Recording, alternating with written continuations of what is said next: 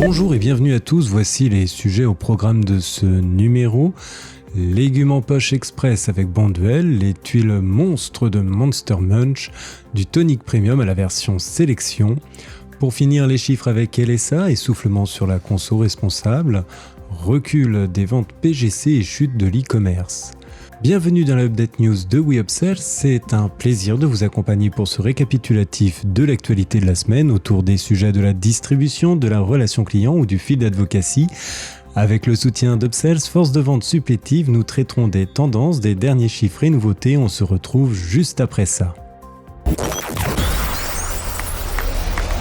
Update News, l'actualité conso et action commerciale de WeUpsells. Tous les vendredis, un rendez-vous animé par Benoît et proposé par Upsell, spécialiste de la force de vente externalisée et supplétive.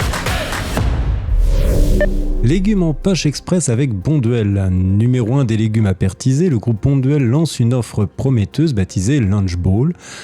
Les produits affichent un A au Nutri-Score et sont présentés en sachet à réchauffer en 1 minute au micro-ondes. 3 recettes sont proposées associant des légumineuses et des légumes pour offrir un plat complet. On retrouve une recette à base d'épeautres, pois chiches, haricots cornilles, tomates cerises, poivrons rouges et olives. Le deuxième, choix Marie, lentilles, boulgour, poivrons rouges, aubergines grillées, tomates cerises. Enfin, le dernier plat propose carottes, pois chiches, maïs et quinoa. Linéaire précise que l'offre Lunch Bowl est lancée en exclusivité chez Carrefour depuis quelques jours et sera déployée dans les autres enseignes dès l'année prochaine. Les tuiles monstres de Monster Munch.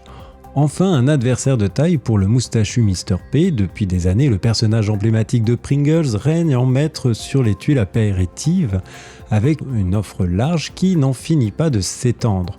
La marque de Kellogg's pèse déjà plus de 65 millions de chiffres d'affaires en GMS, ne laissant que quelques miettes à ses concurrents. Le magazine linéaire nous assure que la donne pourrait bien changer grâce à Monster Munch en 2022 et sous l'œil bienveillant d'Intersnack.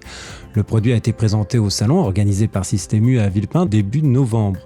Ainsi, les tuiles de la marque monstrueusement gourmande et réalisant déjà 40 millions de CA adoptent des tuiles aux silhouettes de ces fameux fantômes. Fabriquée à base de pommes de terre déshydratées, sans huile de palme, ni colorant, ni conservateur, la gamme démarra avec 3 saveurs phares, nature, paprika et crème oignon. Si Monster Munch est la 4e marque alimentaire préférée des enfants, la forme originale des tuiles devrait séduire une cible beaucoup plus âgée. Du tonic premium à la version sélection, Suntory Beverage and Food France ne se cache pas de vouloir accéder à la première place du segment des premium mixers. Dans cette stratégie, sa gamme signature premium mixers lancée en 2019 devient Schweppes Sélection.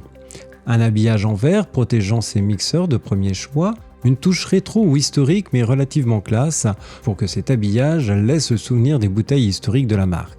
Rayon Boisson nous dévoile que les 4 nouvelles recettes apparaissent chez Monoprix en exclusivité pour 6 mois, Ginger Beer, Hibiscus, Pink Pepper et Lime. Les recettes initiales quant à elles bénéficient d'un positionnement prix plus compétitif et du nouveau packaging permettant de mieux valoriser les produits. En bref, pour les chiffres, essoufflement sur la conso responsable, les Français sont de moins en moins attentifs aux critères RSE selon le baromètre du 3e trimestre de la consommation responsable, Relevancy. Pour LSA, le taux de pénétration au sein des foyers de ces produits est en recul. Par ailleurs, la consommation de ces produits responsables est également en baisse sur 3 des 5 catégories. Le bio, les Français ont consommé en moyenne 180 € de produits bio au cours des 12 derniers mois, soit 7% de moins que l'année passée sur la même période et moins 20% par rapport au trimestre précédent. La consommation de produits végétaux est quant à elle restée stable sur l'année, mais un recul de 12% est à noter par rapport au trimestre précédent. Enfin, le budget alloué aux produits d'entretien et d'hygiène écologique est en diminution de 2% sur les 12 derniers mois et de 10% par rapport au trimestre précédent. A noter que le vrac a toujours le vent en poupe chez les Français avec une dépense de 19 € sur l'année, plus 16%, mais en baisse de 2% versus le deuxième trimestre. L'infographie Relevancy à découvrir sur le site de LSA. Recul des ventes PGC et chute de l'e-commerce. Sans surprise, les ventes des PGC FLS chutent la semaine du 25 au 31 octobre par rapport à 2020. Tous les circuits sont en recul naturellement. Le e-commerce connaît sa décroissance la plus importante, moins 23,8%. Les produits phares de l'automne 2020 sont les moins bien orientés cette année. DPH moins 28% versus 2020, l'épicerie salée moins 25,2% et les surgelés glaces, moins 19,1%.